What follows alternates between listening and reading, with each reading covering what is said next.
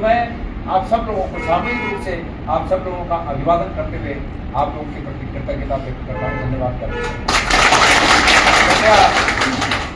कृपया मेरे इस धन्यवाद के ज्ञापन को और इस धन्यवाद के शब्दों को जो आप लोग यहाँ पर आए हैं आप लोग उन तक भी पहुँचाइएगा जो कार्यकर्ता यहाँ तक नहीं आ पाए।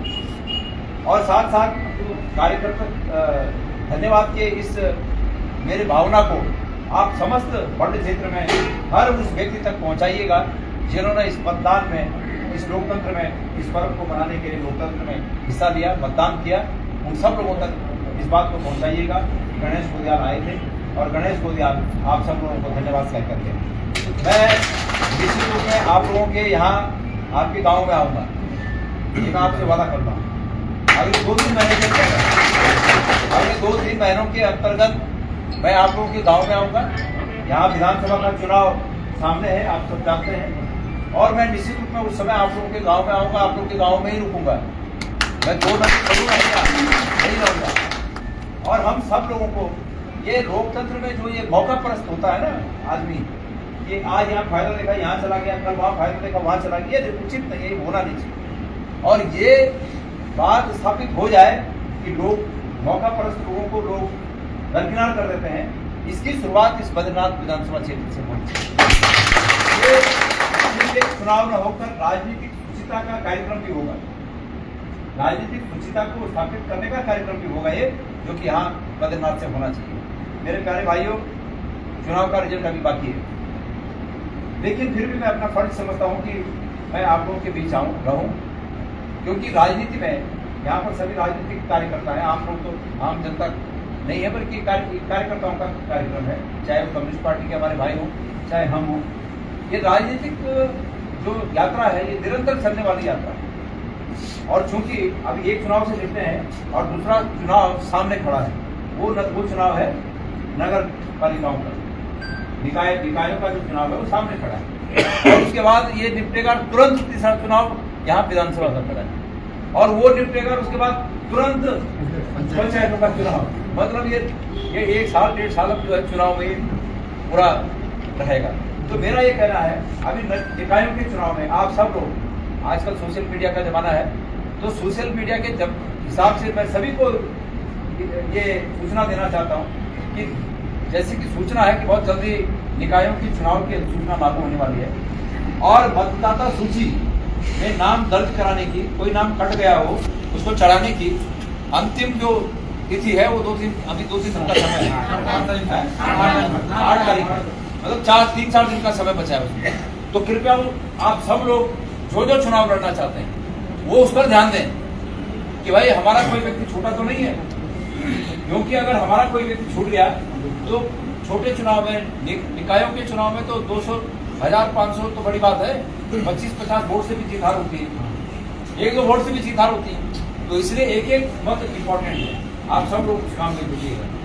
जहाँ तक लोकसभा की बात है, आप लोगों के आशीर्वाद से मुझे पूरा विश्वास है कि मुझे लोकसभा में जाने का मौका मिलेगा।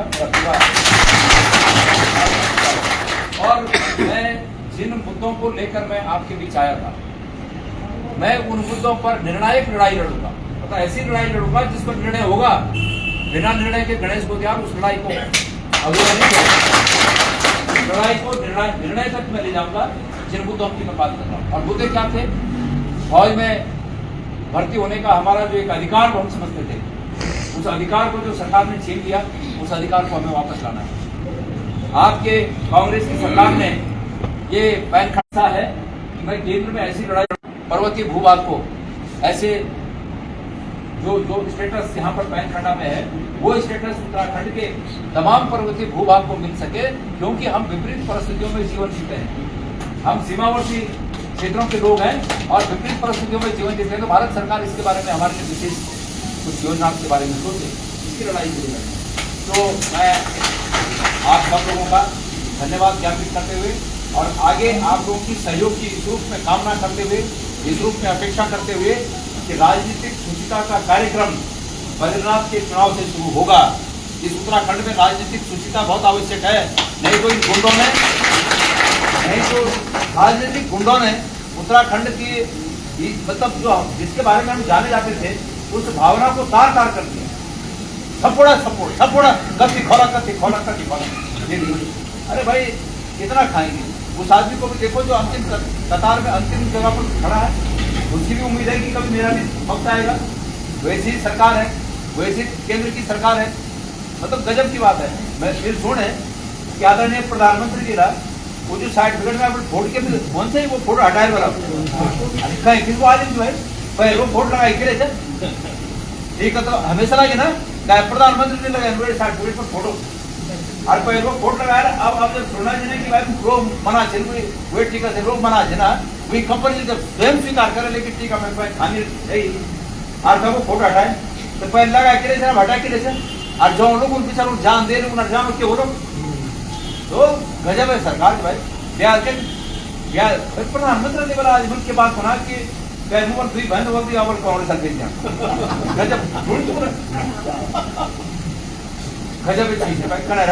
कनर हम तो बोल नहीं चाहना राणा जी, हम सच में बताऊं हम तो प्रधानमंत्री की नाक इससे निकल जाना था, लेकिन भाई जब आज आप किसमें काम करना चाहिए कि हम तक बिना बोले रहे ये बात पर नहीं बोले भाई। प्रधानमंत्री बोल रहे कि उनका लोग रोजगार दें। प्रधानमंत्री तो ये बात पूछनी चाहिए कि तुम फौजी नौकरी बंद के लिए करें। प्रधानमंत्री तो ये पूछनी चाहिए कि तुम 3 बार 4 बार उत्तराखंड आए तुम बोला कितना भंडारी बारे में क्या सोचे तुम बोलते हैं सभी मेरे परिवार से तुम क्या वो तुम्हारा परिवार है नहीं चाहिए। हम ये बात सुना था तुम ये बात पर जवाब देना पड़ा उसके बोला था कि जय भी भैंस बोल दिया भैंस कांग्रेस के बात भैया आज तक कांग्रेस का भैंस में मंगलसूत्र पर खतरा हो जाने पर कांग्रेस आ रही तो मंगलसूत्र पे बेच जाने पर कांग्रेस को कहेगा मंगलसूत्र बेचना आज तक कांग्रेस है। और मंगलसूत्र बात करो प्रधानमंत्री जी जब कांग्रेस और सरकार से 10 साल पहले सोन 26,000 पर छो 27,000 पर छो सोना आज फोन कभी पड़ जा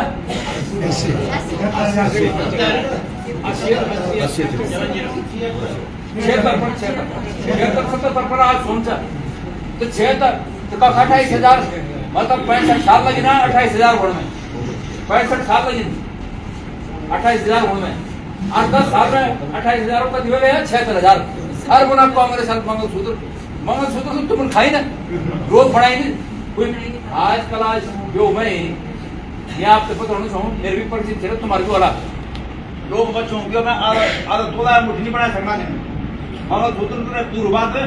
और जो आज का वो केंद्र करना के लिए होना चाहिए बाजार में उम्र उपयोग करना चाहिए मजबूरी से वो मतलब क्या बोलते हैं आर्टिफिशियल मंगलसूत्र आर्टिफिशियल कोणों में उपयोग करना चाहिए लोग ये किसमें स्थिति कर दे सके और कांग्रेस को गजब चीज गजब। और दूसरी बात है लोकतंत्र इसको थोड़ी जरूरत है। हम तुम सब हमारा कार्यकर्ता शहर चाहे कम्युनिस्ट पार्टी लोग छे हम सब राजनीतिक कार्यकर्ता छे लोकतंत्र इसको थोड़ी जरूरत है। जाति न पूछो साधु की पूछ लीजिए ज्ञान मोल करो तलवार का पड़ा रहने दो ज्ञान बता क्या बोलते हैं बता लोग क्या बोलते हैं ना वो जाति तो अच्छा दिन ना या वो शैलेंद्र भाई बोल रहा ये तो अच्छा दिन ना पर पार्टी ये बोलते ना वो तो बोल दिया ना कि आप जात ने पूछना अपनों की भाइयों पूछना चाहिए ज्ञान और मोल से कर देना तलवारी को ही और दगड़ में मिली ज्ञान ज्ञान भूमि जाकर मोल तलवार हो ज्ञान की कीमत हो तो ये बात वो तक पहुंचा देने होते हैं जो इनको देना कि पार्टी के लिए पार्टी प्लेट पहुंचा अच्छा आदमी दूसरे पार्टी में भी अच्छा काम करो और ये पार्टी में भी अच्छा काम करो और खराब आदमी को भी खराब काम करो खराब काम करो पार्टी प्लेट पहुंचा। आज बीजेपी की सरकार से और पहले कांग्रेस की सरकार से तो कांग्रेस की सरकार में तो फौजी नौकरी बंद प्रधानमंत्री कांग्रेस अब रहे वाला लेकिन आज बीजेपी सरकार से वो प्लेटफॉर्म था। लेकिन आदमी की सोचा कि वो एक दिमाग में फतूर से कि भाई फौज में बहुत खर्च होना चाहिए और फौजी नौकरी से बंद कर दिया और जो 16 लाख करोड़ अपने दौड़ी उतर पार्टी ना जनरल लोन माफ करे ऊपर कुछ नहीं और जनरल लोन माफ करे ना वो लोन माफ करना बाद बैंकों में जो घाटा है वही घाटा तक कंधे बना चाहिए पता है आपको हर एक का खाता चेक करें साल में कम से कम 500 रुपये हर एक का खाता कटे कबर 10 रुपया कबर 20 रुपये काट दे ना बैंक में जाए पैसे निकाले जाए तो पैसे काटने पैसे डाले जाए तो पैसे काटने था नीचे भी नहीं रहेंगे पैसे कट जाएंगे और तभी पैसे काटने था 1000 रुपए से नीचे रहेंगे और न जाए न निकाले जाए न डाले जाए तब भी कटे तो वो घाटा था इनका पूर्ण करना चाहिए, जो हमारे फीसों पर ठगना चाहिए, हमारे अकाउंट पर ठगना चाहिए।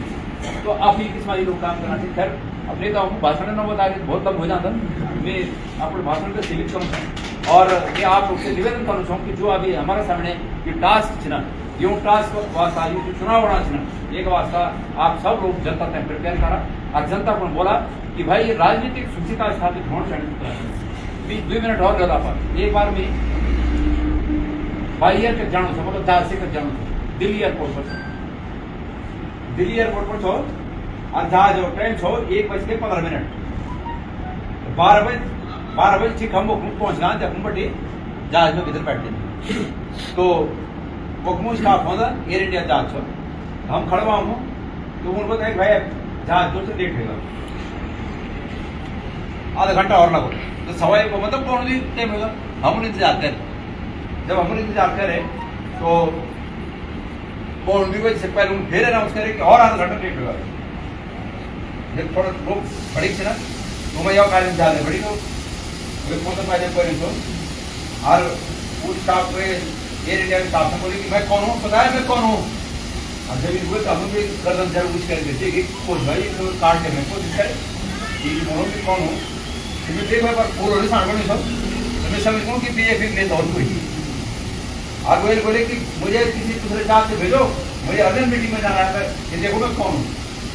अब वो देखे किस माँ को रोज 36 देना उन्होंने भी 50 हजम कहना थे 21 मार्च तो उधर ज़्यादा चिंता नहीं पड़े। पर उन जब पब्लिक भड़कन देखे तो उनको बोले कि भाई सबके लिए हमारी तरफ से कॉम्प्लीमेंट्री भोजन की व्यवस्था है पुराने नंबर स्टॉल पे, आप सब लोग वहाँ जाकर भोजन करो। आप लोग ने वो झगड़ कर से बजाय वो भोजन कर भगड़ बैठी में अब उन्हें तभी चलेगा मैं भी चलूँ धीरे धीरे मैं आराम से हूँ मेरे जान से पैर लंबी लाइन लग गई। जब लंबी लाइन लग गया तो वो नेता बिना लाइन हो वो नेता जाके सबसे पहले खाना चाहिए। अब जो मेरा ने खड़े था वो नेता होते कल जान पड़ी नेता बदमाश होते ना, नेता बेमान होते ना, नेताओं देश खाए थे और माँ में निकल जान पड़ी नेताओं मेरे छोड़ जब पर मेरी कुछ नहीं बोली मैं चुपचाप रहा हूँ ये किसने छोड़ दो लाइन पर मेरे किसने और लोग खाए। अब हमसे 30-35 लोग था नहीं, अब वो नेता लोग खाए नहीं ना वो खाया तो दोबारा चल रहे लोग अब उन और कल तेज कर दी और तेज कर दी कि ये देखो ये दोबारा भी चला गया। मेरे भाई मेरे बोल क्या मैं तुम लोग मैं बीच में इंटरप्ट करूँ और बोला हाँ बोलो।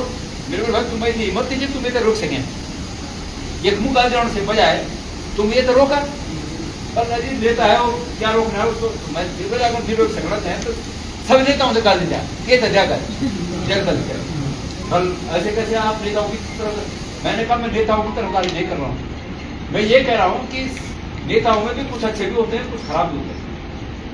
और जो आप लोग जिस काम धंधे में होंगे आप लोग क्या व्यापारी होंगे बिजनेसमैन होंगे, बिजनेसमैन व्यापारी भी कुछ अच्छे होते हैं और कुछ उसमें भी गलत काम करने वाले होते हैं। तो मैंने कहा कोई छलनी नहीं है कि सब एक अच्छे हैं कहीं पर नेता कभी अच्छा नहीं मिलेगा। मैंने कहा ऐसा नहीं होता है, नेता भी अच्छे होते हैं।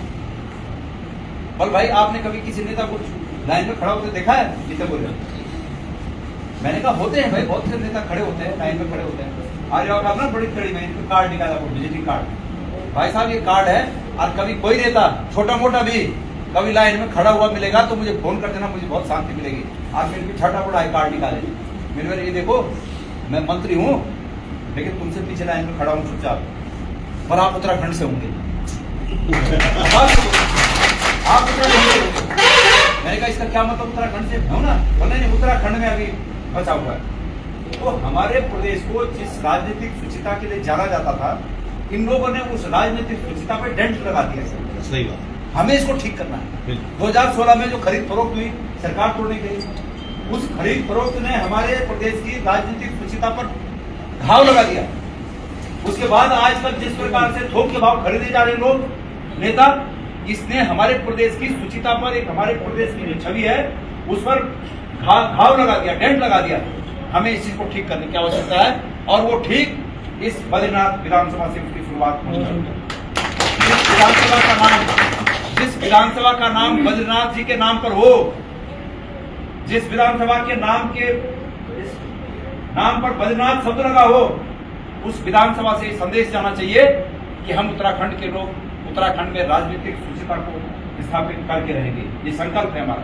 ये शुरुआत, ये बात, ये विचार और ये संकल्प हमारे इस वर्ण क्षेत्र से पैदा होना चाहिए। मैं आप लोग का आह्वान करता हूँ। हमने तो पहले बोला जिसमें पंचायती का चुनाव है वो हमारा संसद है। जी, तो हम सब लोगों ने ये संकल्प यहाँ से करना है। मैंने आपको कहा कि हम, देखिए मेरी बात सुनिए, वो जिस दिन की मैंने कहानी बताई ना कि उन्होंने कहा कि आप उत्तराखंड से होंगे, उस दिन के बाद मेरे अंदर भी ये भाव पैदा होता है कि भाई मैं कोई गलत काम न करूं। लोग उत्तराखंड को इस रूप में जानते हैं कि उत्तराखंड में ईमानदार लोग हैं, चरित्रवान लोग हैं। हमको लगता है कि फिर हमें भी इस रूप में रहना है, तो हमको उस चीज को स्थापित करना है।